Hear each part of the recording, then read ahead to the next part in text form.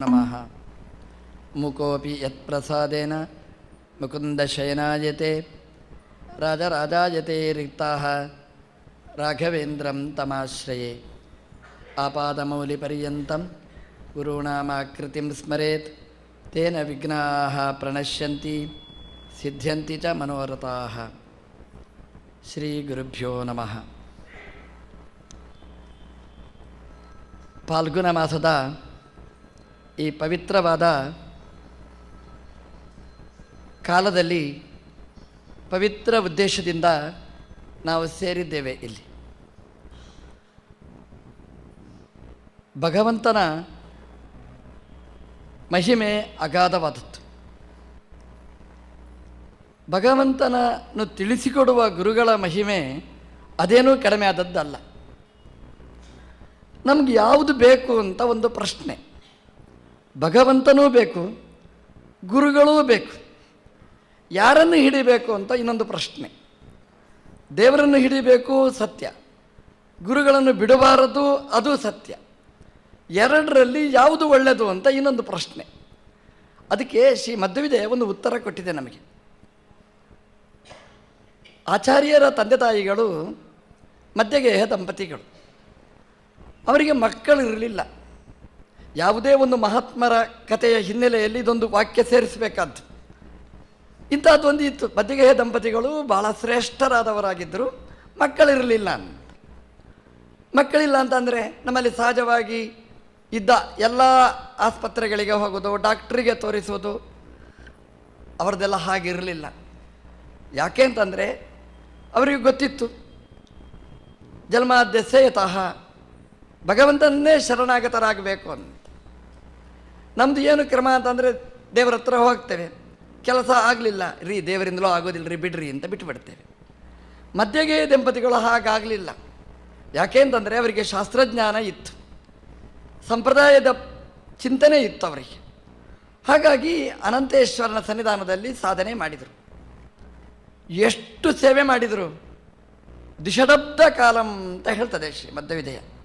12 ವರ್ಷಗಳ ತನಕ ನಿರಂತರ ತಪಸ್ಸು ಮಾಡಿದರು. ತಪಸ್ಸು ಅಂತಂದರೆ ನಮ್ಮ ಹಾಗೆಲ್ಲ ಬೆಳಗ್ಗೆ ಎದ್ದು ಮಣ ಅಂತ ಒಂದು 10 ಬಾರಿ ಹೇಳಿ ಅದಾಗೋದಿಲ್ಲರಿ ಅಂತ ಬಿಡೋದಲ್ಲ. ಅವರಂದರೆ ಬೆಳಗಿನಿಂದ ರಾತ್ರಿ ತನಕ ಅನಂತೇಶ್ವರನ ಸೇವೆ.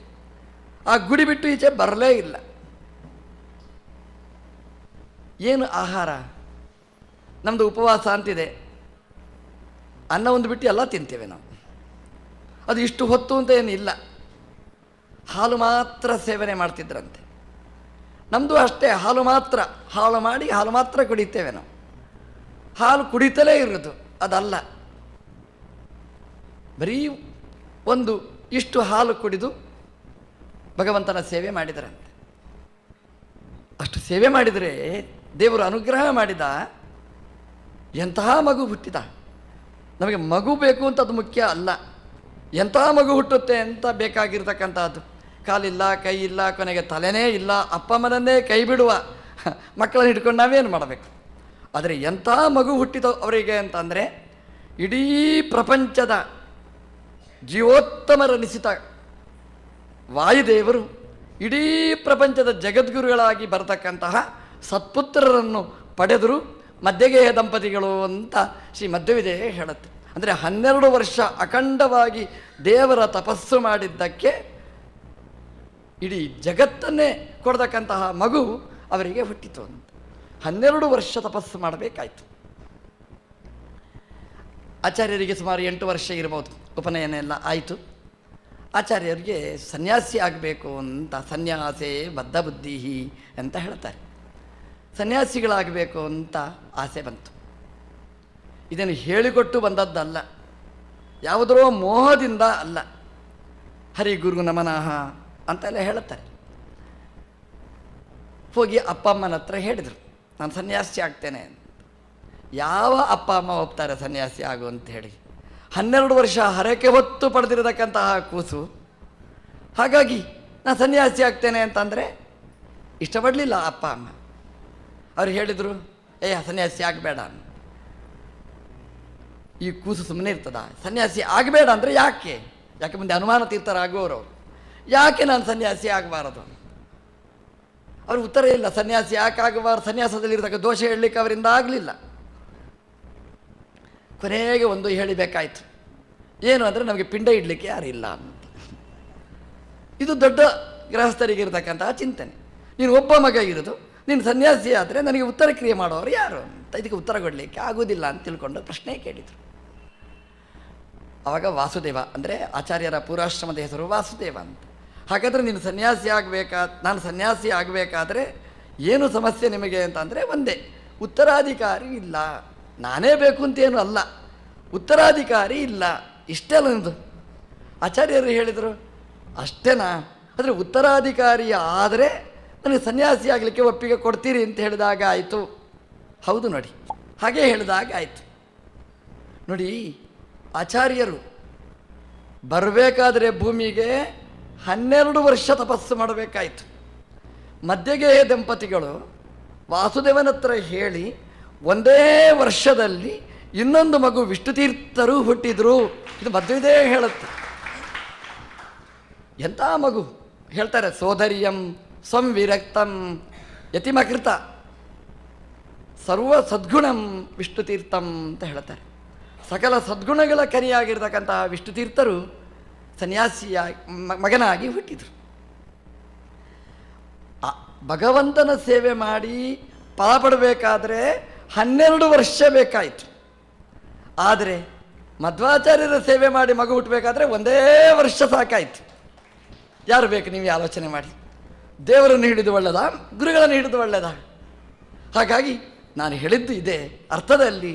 ಅಂದರೆ ದೇವರು ಪಕ್ಕ ಸಿಗೋದಿಲ್ಲರಿ. ಎಷ್ಟು ಕೆಲಸ ಬ್ಯುಸಿ ಒಂದು ಪ್ರೋಗ್ರಾಮ್ ಇರ್ತದೆ. ಹಾಗಾಗಿ ಗುರುಗಳು ನಮಗೆ ಕರದಲ್ಲಿ ಸಿಗ್ತಾರೆ. ಅಂತಹ ಕೇಳಿದ್ದನ್ನು ಕೊಡುವ ಶ್ರೇಷ್ಠವಾದ ವಸ್ತುವನ್ನು ಕೊಡೋದಕ್ಕ ಜಗದ್ಗುರುಗಳನ್ನು ಪಡೆದ ದೊಡ್ಡ ಸೌಭಾಗ್ಯ ನಮ್ಮದು, ಮಾಧ್ವರ ಸೌಭಾಗ್ಯ. ಇದು ನಾವು ಚಿಂತನೆ ಮಾಡಬೇಕಾಗ್ತದೆ. ಆಚಾರ್ಯರ ಮಹಿಮೆಯನ್ನು ಹೇಳ್ತಾ ಅವರು ಮಾಡಿದ ಅನುಗ್ರಹ ದೊಡ್ಡ ಅನುಗ್ರಹ. ರಾಘವೇಂದ್ರ ಸ್ವಾಮಿಗಳವರು ವೆಂಕಟನಾಥನಾಗಿದ್ದರು. ವೆಂಕಟನಾಥ ಆಗಿದ್ದಾಗಲೇ ಅವರು ಜ್ಞಾನಿಗಳು, ಸಾಧಕರು, ಗ್ರಂಥಕಾರರಾಗಿದ್ದರು. ಗ್ರಂಥ ಬರೀಬೇಕಾದ್ರೆ ಸನ್ಯಾಸಿಗಳೇ ಪೀಠಾಧಿಪತಿಗಳೇ ಅಂತೇನು ಕಾಪಿರೈಟ್ ಏನಿಲ್ಲ. ವೆಂಕಟನಾಥನಾಗಿ ವ್ಯಾಖ್ಯಾನ ಬರೆದರು. ಯಾವ ಗ್ರಂಥ ಬರೆದರು? ಶ್ರೀಮದ್ ಆಚಾರ್ಯರ ಜೀವನ ಚರಿತ್ರೆಯನ್ನು ಹೇಳುವ ನಾರಾಯಣ ಪಂಡಿತಾಚಾರ್ಯರೇ ರಚನೆ ಮಾಡಿರತಕ್ಕ ಅಣುಮಧ್ವ ವಿಜಯ ಅಥವಾ ಪ್ರಮೇಯ ನವಮಾಲಿಕ ಅನ್ನುವ ಒಂದು ಆಚಾರ್ಯರ ಜೀವನ ಚರಿತ್ರೆಯನ್ನು ಹೇಳುವ ಸುಂದರವಾದ ಒಂದು ಗ್ರಂಥ. 32 ಶ್ಲೋಕದಲ್ಲಿ ಆಚಾರ್ಯರ ಜೀವನವನ್ನು, ಇಡೀ ಸಾಧನೆಯನ್ನು ನಮಗೆ ಅರ್ಥ ಆಗುವ ದೃಷ್ಟಿಯಲ್ಲಿ ವಿವರಣೆ ಕೊಟ್ಟಿದ್ದಾರೆ ನಾರಾಯಣ ಪಂಡಿತಾಚಾರ್ಯರು. 16 ಸರ್ಗ ಶ್ರೀ ಮಧ್ವವಿಜಯವನ್ನು ಕೊಟ್ಟ ನಾರಾಯಣ ಪಂಡಿತಾಚಾರ್ಯರು ಒಂದು ಸರ್ಗದ 2 ಶ್ಲೋಕ ಸುಮಾರಾಗಿ, ಹಾಗೇನಿಲ್ಲ, ಹಾಗೆ ಸುಮಾರಾಗಿ 2 ಶ್ಲೋಕ ಅಂತ ಇಟ್ಕೊಂಡ್ರೆ 32 ಶ್ಲೋಕದಲ್ಲಿ ಪ್ರಮೇಯ ನವಮಾಲಿಕ ಅನ್ನುವ ಒಂದು ಗ್ರಂಥವನ್ನು ಕೊಟ್ಟರು. ಆಚಾರ್ಯರ ಇಡೀ ಜೀವನ ಚರಿತ್ರೆಯನ್ನು ನಾವು ನೆನಪಿಸಿಕೊಳ್ಳಲಿಕ್ಕಾಗತ್ತೆ. 32 ಶ್ಲೋಕದ ಒಂದು ಕೃತಿ.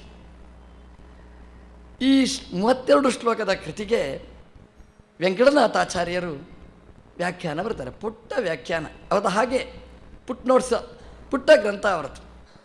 ಒಳ್ಳೆಯ ವ್ಯಾಖ್ಯಾನವನ್ನು ಬರೆದಿದ್ದಾರೆ ವೆಂಕಟನಾಥಾಚಾರ್ಯರು. ನೋಡಿ, ಆಚಾರ್ಯರ ಗ್ರಂಥದ ಸೇವೆ ಮಾಡಿದರೆ ಏನು ಪ್ರಯೋಜನ ಅಂತ ನೀವು ಪ್ರಶ್ನೆ ಕೇಳ್ತೀರಿ. ಆಚಾರ್ಯರು ಹೇಗೆ ಅನುಗ್ರಹ ಮಾಡ್ತಾರೆ ರಾಯರ ಹತ್ರ ಕೇಳಿ. ಎಂಥ ಅನುಗ್ರಹ ಆಚಾರ್ಯರು ಮಾಡಿದರು ಅಂತಂದರೆ, ಆಚಾರ್ಯರಿಗೆ ಅನಿಸ್ತಂತೆ ನನ್ನ ಗ್ರಂಥಕ್ಕೆ ಅಲ್ಲ, ನನ್ನ ಜೀವನ ಚರಿತ್ರೆಯನ್ನು ನಿರೂಪಣೆ ಮಾಡುವ ಗ್ರಂಥಕ್ಕೆ ಈ ವೆಂಕಟನಾಥ ವ್ಯಾಖ್ಯಾನ ಮಾಡಿದ್ದಾನೆ. ಹಾಗಾಗಿ ಆಚಾರ್ಯರು ಸಂತೋಷಪಟ್ಟರಂತೆ. ಸಂತೋಷಪಟ್ಟು ಅವರಿಗೆ ಮಾಡಿದ ಅನುಗ್ರಹ ಏನು ಅಂತಂದರೆ, ನನ್ನ ಗ್ರಂಥಕ್ಕೆ ನೀನು ವ್ಯಾಖ್ಯಾನ ಬರೆದಿದ್ದಿ, ಹಾಗಾಗಿ ನನ್ನ ಪರಂಪರೆಯ ಪೀಠದಲ್ಲಿ ನೀನು ವೇದಾಂತ ಸಾಮ್ರಾಜ್ಯದಲ್ಲಿ ಪಟ್ಟಾಭಿಷಿಕ್ತನನ್ನಾಗಿ ಮಾಡ್ತೇನೆ ಅಂತ ಮಾಡಿದ ದೊಡ್ಡ ಅನುಗ್ರಹ ಆಚಾರ್ಯರದ್ದು. ಹಾಗಾಗಿ ಆಚಾರ್ಯರ ಅನುಗ್ರಹದಿಂದ ನಮಗೆ ಇವತ್ತು ಸಿಕ್ಕಿದ್ದು ಮಂತ್ರಾಲಯ ಪ್ರಭುಗಳು ನಮಗೆ ಇವತ್ತು ಸಿಕ್ಕಿದ್ದಾರೆ. ಹಾಗಾಗಿ ನಾವು ಯಾರಿಗೆ ಧನ್ಯವಾದ ಹೇಳಬೇಕು? ಶ್ರೀ ಮಧ್ವಾಚಾರ್ಯರಿಗೆ ನಾವು ಧನ್ಯವಾದವನ್ನು ಹೇಳಬೇಕು. ಆಚಾರ್ಯರು ನಿಮ್ಮ ಜೀವನ ಚರಿತ್ರೆಯಿಂದಾಗಿ ನಮಗೆ ರಾಘವೇಂದ್ರ ಸ್ವಾಮಿಗಳು ಸಿಕ್ಕಿದ್ದಾರೆ ಅಂತ ವೋಟ್ ಆಫ್ ಥ್ಯಾಂಕ್ಸ್ ಹೇಳುವಾಗ ಮಧ್ವಾಚಾರ್ಯರನ್ನು ಮರಿಬೇಡಿ ಅಂತ ಹೇಳ್ತಾ, ರಾಘವೇಂದ್ರ ಸ್ವಾಮಿಗಳವರು ಇಂತಹ ಸಿಂಹಾಸನದಲ್ಲಿ ಕೂತು ಮಾಡಿದ ಕೆಲಸ ಏನು ನೋಡಿ. ಫಲ್ಗು ನದಿ ಅಂತ ಇದೆ, ನೀವು ಗಯಾಕ್ಕೆ ಹೋದರೆ ಫಲ್ಗು ನದಿ ಸಿಗ್ತದೆ, ಅಲ್ಲಿ ಸ್ನಾನ ಮಾಡಬೇಕು ನೀವು. ಭಾಳ ಕಷ್ಟ, ಅಲ್ಲಿ ಹೋದವ್ರಿಗೆ ಗೊತ್ತು. ಗಯಾ ಅಂದರೆ ಪಾನಿ ಗಯಾ, ನೀರೇ ಇಲ್ಲ ಅದರಲ್ಲಿ, ಎಂಥದೂ ಇಲ್ಲ ಅಲ್ಲಿ. ಗಯಾಕ್ಕೆ ಹೋದರೆ ಎಂಥದೂ ಇರೋದಿಲ್ಲ ಅಲ್ಲಿ. ಆದರೆ ಇಷ್ಟೇ ನೀರು, ಎಲ್ಲೋ ಒಂದು ಮಳೆ ಬಂತು ಅಂದರೆ ಇಷ್ಟು ನೀರು, ಅದಕ್ಕೆ ಒಳ್ಳೆಯ ಹೆಸರು ನೋಡಿ, ಫಲ್ಗು ಅಂತ ಹೆಸರು ಅದಕ್ಕೆ. ಅಂದರೆ ಇಷ್ಟೇ ನೀರು ಸಿಗೋದು. ಅದರಲ್ಲಿ ಮಲಗಿಯೋ ಅಥವಾ ಕಾಗೆ ಹಾಗೆ ಸ್ನಾನ ಮಾಡಿ ಇದ್ದವರಿಗೆಲ್ಲ ಪ್ರೋಕ್ಷಣೆ ಮಾಡಿ ನಾವು ಸ್ನಾನ ಮಾಡಬೇಕಾಗ್ತದೆ. ನೀರು ಭಾರೀ ಕಡಿಮೆ ಇರತಕ್ಕಂಥದ್ದು. ಆದರೆ ಏನು ವಿಶೇಷ ಅಂತಂದರೆ ಫಲ್ಗು ನದಿ ಇದ್ದು ಸ್ವಲ್ಪ ಮಣ್ಣು ತೆಗೆದರೆ ನೀರು ಸಿಗ್ತದೆ. ಇದು ಫಲ್ಗು ನದಿ ಅಂತ. ನೀವು ಗಂಗೆಗೆ ಹೋಗಿ ಏನು ಏನು ನೀರು ಅದರಲ್ಲಿ, ಅದು ಬೃಹದಾಕಾರವಾಗಿ ಹರಿಯುವಂತಹ ನೀರು ಗಂಗಾ ನದಿ. ಅದು ಹುಟ್ಟುವಲ್ಲಿಂದ ಪ್ರಾರಂಭ ಮಾಡಿ, ಗಂಗೋತ್ರಿಯಿಂದ ಪ್ರಾರಂಭ ಮಾಡಿ, ಹಿಮವತ್ ಪರ್ವತದಿಂದ ಪ್ರಾರಂಭ ಮಾಡಿ ಗಂಗಾಸಾಗರ ಸಂಗಮದ ತನಕ ಅದು ಹರಿಯುವುದು ಬೃಹದಾಕಾರವಾಗಿ ಹರಿಯುತ್ತದೆ. ಗಂಗಾ ಸ್ನಾನ ಭಾಳ ವಿಶೇಷ ಅಂತ ಹೇಳ್ತಾರೆ. ಆಚಾರ್ಯರೇ ಹೇಳ್ತಾರೆ, ವತ್ಸರಸ್ಯತು ಜಾಹ್ನವಿ ಅಂತ. ನಾವು 1 ವರ್ಷ ಮಾಡಿದ ಏಕಾದಶಿ ಉಪವಾಸ ಏನಿದೆ ಅದಕ್ಕೆ ಪೂರ್ಣ ಫಲ ಬರಬೇಕಾದ್ರೆ ಗಂಗಾ ಸ್ನಾನ ಮಾಡಬೇಕು ಅಂತ. ಯಾರ್ರೀ ಗಂಗಾ ಸ್ನಾನ ಮಾಡ್ತಾರೆ? ನೀವು ಚಿಂತನೆ ಮಾಡಬೇಡಿ. ಫಲ್ಗುಣ ಅಂದರೆ ಪಾಲ್ಗುಣ ಅಂದರೆ ಸ್ವಲ್ಪ ಅಲ್ಲ. ಈ ಫಲ್ಗುಣ ಮಾಸ ಅಂದರೆ ಸ್ವಲ್ಪ ಅಲ್ಲ ಅಂತ ಹೆಸರು ಅದಕ್ಕೆ. ಯಾವುದದು ಹೇಳಿ? ಫಲ್ಗು ನದಿ ಫಲ್ಗು ಆಗಿದ್ದರೆ ಗಂಗಾ ನದಿ ಫಲ್ಗು ಅಲ್ಲ, ಅದು ಭಾರೀ ದೊಡ್ಡ ನದಿ. ಹಾಗಾಗಿ ನಾವು ಫಲ್ಗುಣ ಮಾಸದಲ್ಲಿ ಗಂಗಾ ನದಿಯಲ್ಲಿ ಸ್ನಾನ ಮಾಡಬೇಕು. ಏನು ಮಾಡಬೇಕು ಗಂಗಾ ನದಿಗೆ ಸ್ನಾನ ಮಾಡಬೇಕಾದ್ರೆ? ಅದಕ್ಕೆ ಹೇಳಿದರು ಪರಿಮಳಾಚಾರ್ಯರು ಹೇಳಿದರು, ನೀವು ಗಂಗಾ ಸ್ನಾನ ಮಾಡಬೇಕಾಗಿದ್ದರೆ ನೀವು ಬದ್ರಿಗೋ ಹರಿದ್ವಾರಕ್ಕೋ ಕಲ್ಕತ್ತಾಕ್ಕೋ ಹೋಗೋದು ಬೇಡ, ಬಾಂಬೆಗೆ ಬನ್ನಿ, ಡೊಂಬೇಲಿಗೆ ಬನ್ನಿ ಅಂತ ಹೇಳಿದರು. ಯಾಕೆ ಅಂತಂದರೆ ಗಂಗೆ ಇವತ್ತು ಅಲ್ಲಿ ಹರಿಯುವುದಿಲ್ಲ, ಇದು ಡೊಂಬೇಲಿಯಲ್ಲಿ ಗಂಗೆ ಹರಿತಾ ಇದ್ದಾಳೆ ಅಂತ. ಅದು ಹೇಗ್ರಿ? ಅದನ್ನು ಸ್ತೋತ್ರಕಾರರು ಹೇಳ್ತಾರೆ, ವಾಗ್ದೇವತಾ ಸರಿದಮಂ ವಿಮಲೀಕರೋತಿ. ರಾಯರ ಮಾತೇ ಗಂಗಾ ನದಿ ಅಂತೆ. ಹಾಗಾಗಿ ರಾಯರ ಮಾತಿನಲ್ಲಿ ದೇವತಾ ಸರಿತು, ಗಂಗಾ ನದಿ ಹರಿತಾಳೆ. ಹಾಗಾಗಿ ನಾವು ಡೊಂಬೇಲಿಗೆ ಬಂದರೆ ಮುಕುಂದಾಚಾರ್ಯರ ಮೂಲಕ ರಾಘವೇಂದ್ರ ಸ್ವಾಮಿಗಳವರ ಪ್ರಾತಃಸಂಕಲ್ಪ ಗದ್ಯದ ಪ್ರವಚನ ನಡೀತದೆ ಅಂತ ಅಂದರೆ ಅದು ಪ್ರಾತಃಸಂಕಲ್ಪ ಗದ್ಯದ ಪ್ರವಚನ ಅಲ್ಲ, ಮುಕುಂದಾಚಾರ್ಯರ ಪ್ರವಚನ ಅಲ್ಲ, ಅದು ಇವತ್ತು ಹರಿದದ್ದು ಗಂಗಾ ನದಿ ಇವತ್ತು ಹರಿಯಿತು ಅಂತ ಅರ್ಥ. ಗಂಗಾ ಪ್ರವಾಹ ಇವತ್ತು ಹರಿಯಿತು ಅಂತ ಅರ್ಥ. ಹಾಗಾಗಿ ಗಂಗೆ ಇಲ್ಲಿಗೆ ಬಂದು ಹರಿದಾಳೆ. ಇದೀಗ ಹಿಮವತ್ ಪರ್ವತದಲ್ಲಿ ಗಂಗೆ ಹುಟ್ಟಿದ್ದಷ್ಟೇ, ಇನ್ನು 1 ದಿವಸ ಅಲ್ಲ 7 ದಿವಸ ಅಖಂಡವಾಗಿ ಗಂಗಾ ನದಿ ಹರಿಯಲಿಕ್ಕುಂಟು.